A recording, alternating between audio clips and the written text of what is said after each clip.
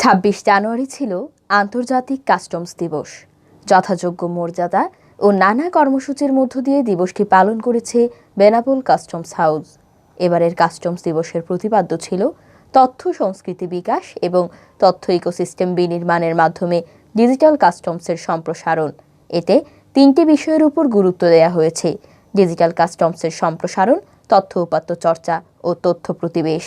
চলমান করোনা মহামারীর কারণে এবার কাস্টমস দিবসে বড় কোনো আয়োজন করেনি বেনাপোল কাস্টমস হাউস। তবে স্বাস্থ্যবিধি মেনে নিজস্ব অডিটোরিয়ামে আয়োজন করা হয় সেমিনার ও আলোচনা সভার।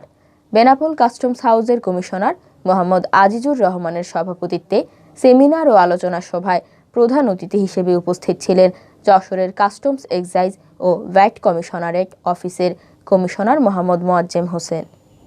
বিশেষ অতিথি হিসেবে উপস্থিত ছিলেন বেনাপোল স্থলবন্দরের পরিচালক ট্রাফিক মোহাম্মদ মনিরুজ্জামান, বিজিবি 49 ব্যাটালিয়নের অধিনায়ক লেফটেন্যান্ট কর্নেল শাহিদ মিনহাজ সিদ্দিকী ও বেনাপোল C&F অ্যাসোসিয়েশনের সভাপতি মোহাম্মদ মফিজুর রহমান সজন।